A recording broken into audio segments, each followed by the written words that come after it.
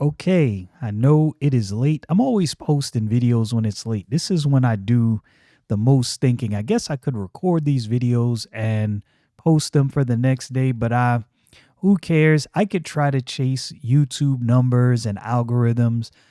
My videos are either going to do well or they're not. I've just kind of relegated myself to enjoying what I do, and it'll either make it or it won't. But yeah. So I got a new book from the Rippaverse. I got Goodying The Polymath. Now, this is the foil cover. I ordered 3 covers. This one will not be opened. I typically don't do the CGC cover. They didn't offer one this time, but I don't collect for the sake of making money on my books. But I do buy books often that I don't plan on opening. I just like having that. It's just a thing I do, not necessarily to make money. It's just what I do. I have even some of my Marvel, DC, and Image comics. I have several copies of like number ones, um, first appearances, and things like that. And it's, again, as I said, not necessarily to make money. It's just something that I've done for so long. Call it force a habit. Anyway, I just thought you might want to see that cover. The camera, I don't really have a good enough camera to do it justice, but that cover is amazing. It looks magnificent. I mean, it really does. So I went into this not being super excited, not necessarily down on the book, but just not super excited. It wasn't a book that I was necessarily looking for. Not that I thought the book was going to be bad. I did not imagine this would be one of my favorite titles. But this is a very good showing from the Rippaverse. Not really superhero oriented. Gooding is a normal dude with a genius mind. Now, maybe we find out later on that he is an accept and his intellect is superhuman. Maybe that's the case. I don't think so. I think this is just a normal guy with a not so normal intelligence. He is like a combination of Reed Richards, Tony Stark, and Bruce Wayne all in one. That's the feeling I got when I read this story. And Mike Barron, I have to really give him credit for being able to weave so many items into such a short amount of time. I can't remember the exact page count. I think it's like 70 something pages, and there's a lot he put into that 70 something pages. Um the art was done very well. Will Conrad did the art, Mike Barron did the story, and it gave you, I like characters like this, and I'm beginning to understand why I like the short stories in the Ripazine. That's another thing. I'm looking forward to getting the Ripazine number 2 and reading about Saoirse. Something I think I covered before that I like about the Ripazine is it actually gives you several pages from the previous comic book. So if you were on a fence and you said to yourself, I don't know if I want to buy any of these books, you could buy the Ripazine, like the first Ripazine, and it had a preview pages from several of the other books, so you can kind of get a feel of whether this is something you're interested in or not. I thought that was genius. I thought to myself, this is actually very smart.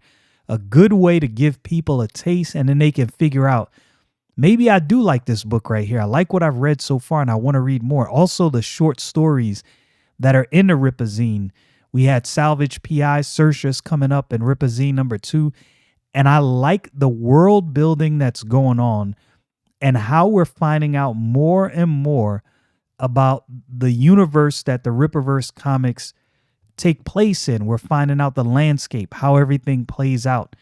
There seems to be some kind of civil conflict, civil war, breakup of the United States, where there are different factions. Texas is its own country, and you have, different areas. It hasn't necessarily been fully flushed out and laid out yet, but I like the fact that there's a buildup giving you more and more and more information about this, but not giving you everything.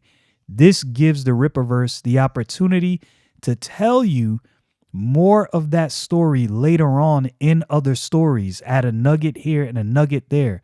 I don't need everything at once. I do actually like the slow roll of this universe and how everything is coming out. I like Cato Gooding's backstory.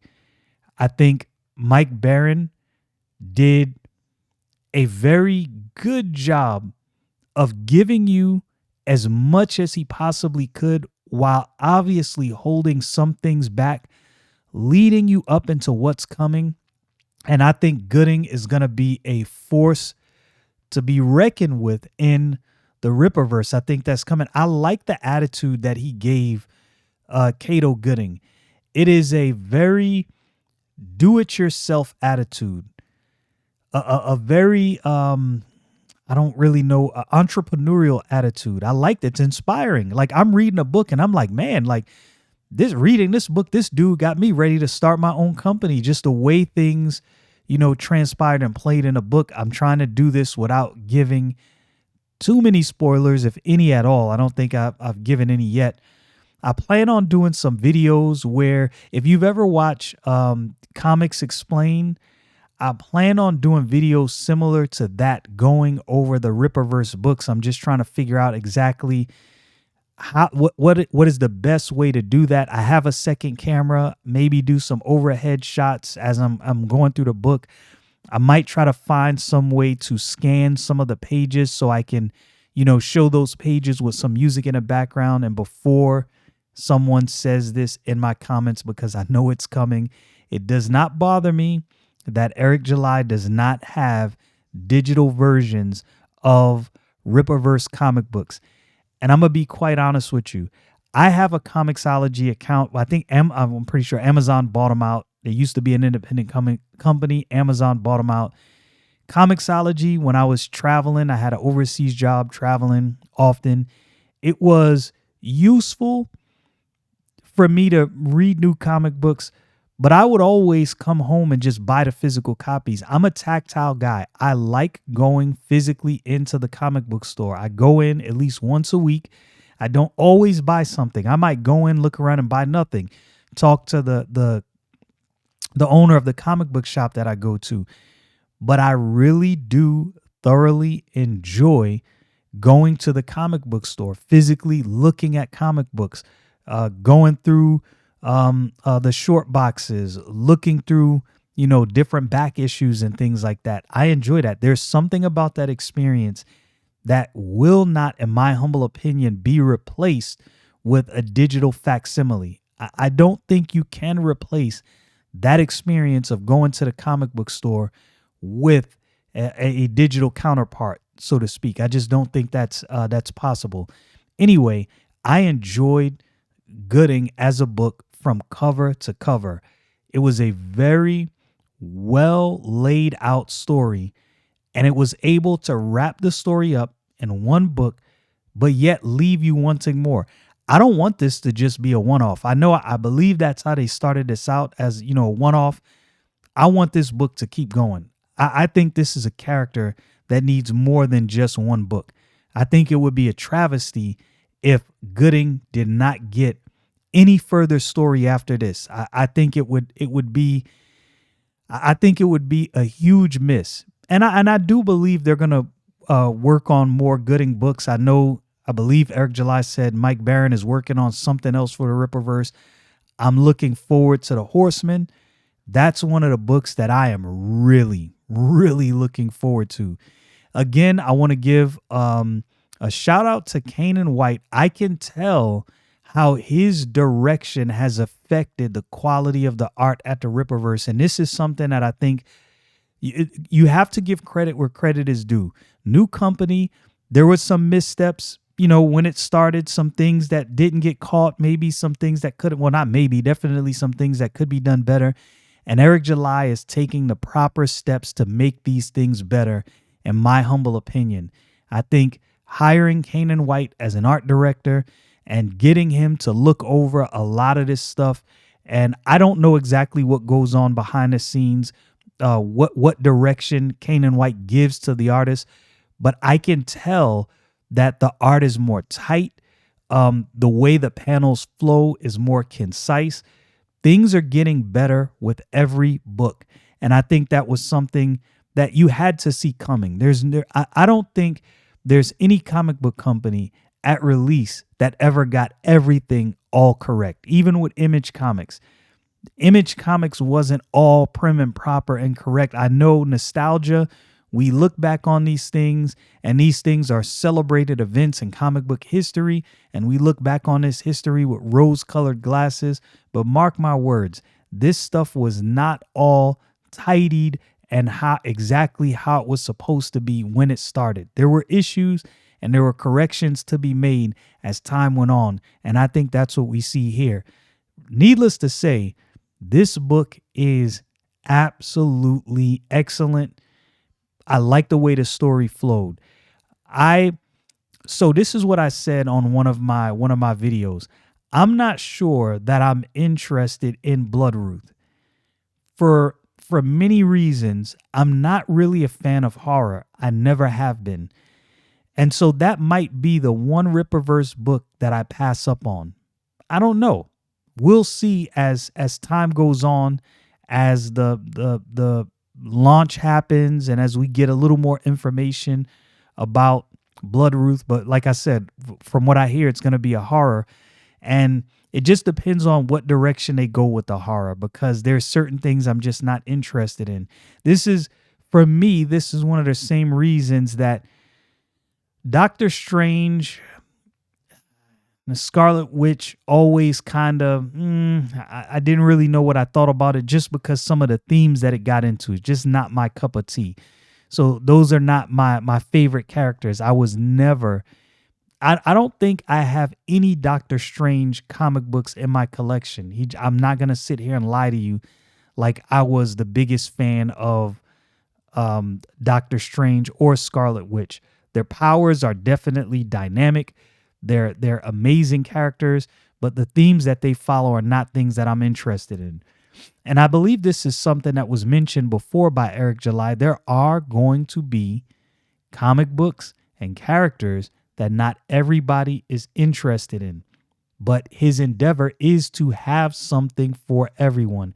And I think he's making a good go of that. Another book that I bought from my local comic shop is Ultimate Spider-Man #7.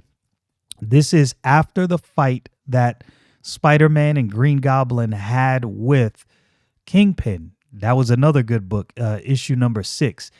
And this is yet more proof that if Marvel just sticks the landing, this thing will be huge. I'm going to tell you what I honestly believe. I believe they could end all other Spider-Man titles right now and keep Ultimate Spider-Man. The rest of the Spider-Man titles they have, they can just cease and desist. In my humble opinion, maybe you have a Spider-Man title that you're interested in. Maybe that'll change my mind. Maybe there's something else I need to read. But the other Spider-Man books I've seen, I'm just like, not so much. But this one, I have a special connection with this book, and maybe it's because I am a father, and they have Peter Parker, older, as a father, becoming Spider-Man, married to Mary Jane. They have a family, and you have the family dynamic along with him being a superhero. And this is another one of those areas, again, as I said before, I hope Jonathan Hickman is not planning on killing Mary Jane. Because if he kills Mary Jane or make it some turmoil where they have to get divorced, for me, the story just won't hit the same. I think one of the reasons why Reed Richards is so relatable is that family dynamic, him having a wife, and then they had kids, and that dynamic of being a hero and having kids and mixing in that thing that some of us can identify with. Everybody is not a parent. Everybody's not a father, obviously. There's younger people who read comic books. But for those of us who started reading comics when we were younger and our fathers and our adults, these are the parts of these comic books that we really thoroughly enjoy. And I hope, again, Marvel sticks the landing. When I read Ultimate Spider-Man #7, Jonathan Hickman and Marco Cicchetto. I think that's how you say his name. I know I keep saying that, but in case I'm saying it wrong and he happens to see this, I'm not saying it wrong on purpose. I'm trying to get the name right. But good combination, good story, good art. It is enjoyable. It is just a fun comic book to read. And look, you know what? For all of the flack that some comic books get for being slow, I think there's many of these Ultimate Spider-Man books that were very slow. There wasn't much action, but again, there was world building. I think we need to get back to being patient as comic book fans. I think maybe the microwave society that we live in, where we want everything now. If you don't tell us that story now and give us everything about the character now, we're bouncing. We're out. I just need a good story. You don't have to give me everything right now. Just make sure what you do give me is good and compelling and keeps me around for more.